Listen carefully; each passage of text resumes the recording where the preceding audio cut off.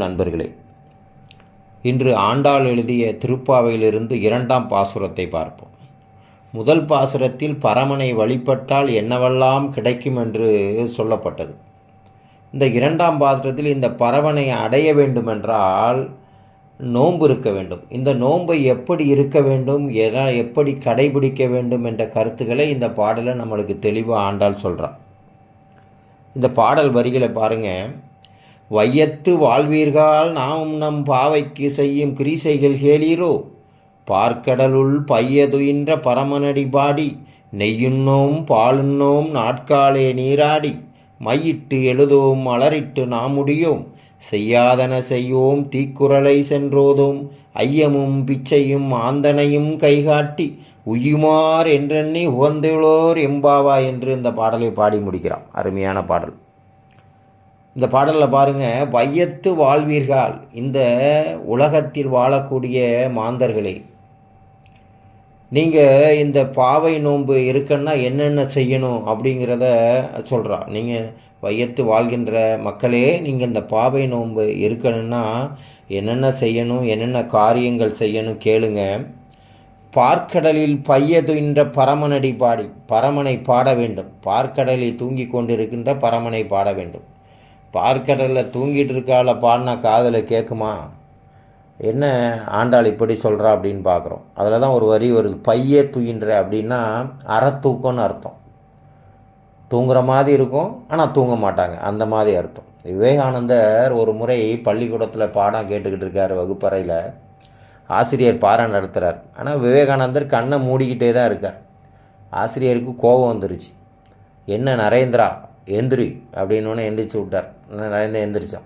என்ன பள்ளியில் தூங்கிக்கிட்டு இருக்கேன்? நான் தூங்கவில்லை ஐயா, நீங்கள் சொன்ன பாடத்தை கவனித்துக்கோ. என்ன என்கிட்டே பொய் சொல்கிறியா? அப்போ நான் சொன்னதை சொல்லுன்னு ஒரு வரி விடாமல் அத்தனையும் ஒப்பித்தாரான் அந்த நரேந்திரன் என்று சொல்லக்கூடிய விவேகானந்தர். இது என்ன அப்படின்னா தியானம், கவனிப்பு அப்படின்னு சொல்கிறோம் இல்லையா, அந்த மாதிரி இங்கே பைய துயின்ற பரமனடி பாடி, தூங்கிட்டு இருக்கிற மாதிரி இருக்கிறான், நீ சொல்லுவதை கேட்பான் அப்படின்னு சொல்கிறதுக்காக அந்த வரிகள் வருகிறது. அடுத்தது பாருங்கள், நெய்யுண்ணோம் பாலுண்ணோம் நாட்காலை நீராடி. என்ன பண்ணணுமா, ஒரு 6 வகை இதை தவிர்க்க வேண்டும். நோன்பு இருக்குன்னா 6 வகை செயல்களை தவிர்க்க வேண்டும். அதில் முதலானது நெய்யும் பாலும் உண்ணக்கூடாதுன்னு சொல்கிறாங்க. நெய்யுண்ணோம் பாலுண்ணோம் நாட்காலை நீராடி, காலையிலே குளிக்கணும், நீராடணும், நீராடிட்டு நெய்யையும் பாலையும் உண்ண மாட்டோம் அப்படின்னு. இதில் ஒரு சிறப்பு என்னென்னா, நம்ம தமிழ்நாட்டு பகுதியில் நோன்பு இருந்தாங்கன்னா அரிசி பொருட்களை எல்லாம் தவிர்த்திருப்பாங்க. வடநாட்டில் நோன்பு இருந்தாங்கன்னு வச்சிங்கன்னா கோதுமை சாப்பிட்ற, கோதுமையிலேருந்து வரக்கூடிய பொருட்களை எல்லாம் தவிர்த்துருவாங்க. இந்த ஆயர்குல மக்கள் விரும்பி உண்ணக்கூடிய பாலையும் நெய்யையும் தவிர்க்கிறார்கள் அப்படின்னு இங்கே ஒரு குறிப்பு வருது. அதாவது விருப்பமுடைய பொருள்களை தவிர்க்க வேண்டும் அப்படின்னு சொல்கிறான். இன்னொன்று கருத்து என்னென்னா, இந்த பாலும் நெய்யும் நம் உள் உணர்வுகளை தூண்டக்கூடியது. அந்த உள் உணர்வுகளை கட்டுப்படுத்துவதற்காக கூட இதை சாப்பிடக்கூடாதுன்னு சொல்லியிருக்கலாம். அடுத்த வரி பாருங்கள், மையிட்டு எழுதோம் மலரிட்டு நாமுடியும். மையிட்டு எழுதோம் மலரிட்டு நாமுடியும். கண்ணுக்கு மை தீட்டக்கூடாது. கடவுளை வழிபடும் போது, வேறு நேரத்தில் சொல்லலை, நான் கடவுளை வழிபடும் போது கையிட்டு காலையில் எழுந்து குளிச்சுட்டு நெய்யும் உண்ண மாட்டோம், பாலும் உண்ண மாட்டோம். மையிட்டு எழுதோம் மலரிட்டு நாமுடியும். பூவும் வைக்கக்கூடாது, வைக்காமல் போகிறோம். இப்போது கோயிலுக்கு போகிறோன்னா எல்லாருமே ஜோடிச்சுக்கிட்டு பட்டு புடவையும் போன்றவையெல்லாம் உடுத்திட்டு போகிறோம். ஒரு கவனிப்பு தோன்றும் மாதிரி போகிறோம்.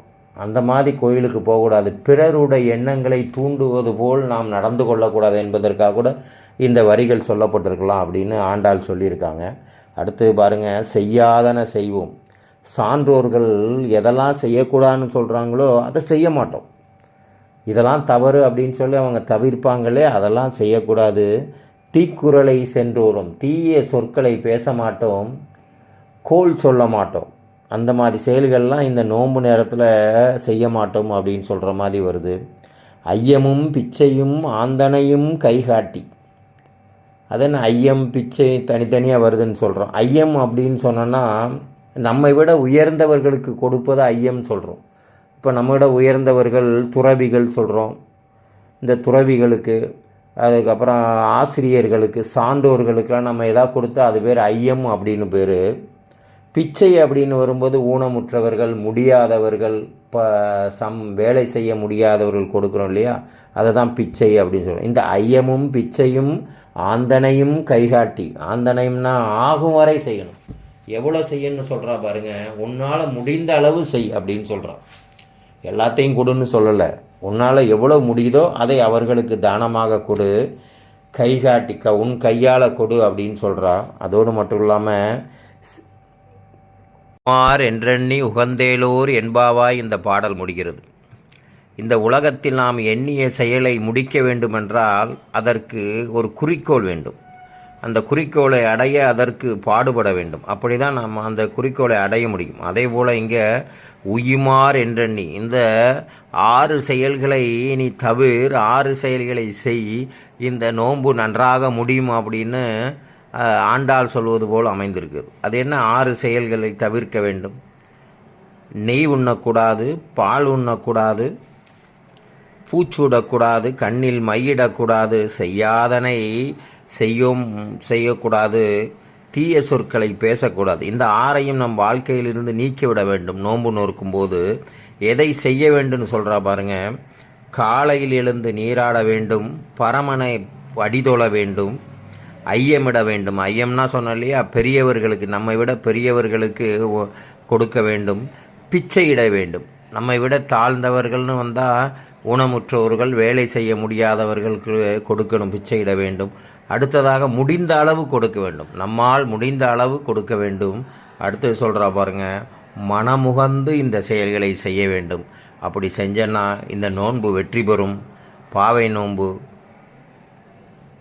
வெற்றி இலக்கை அடையும். நன்றி.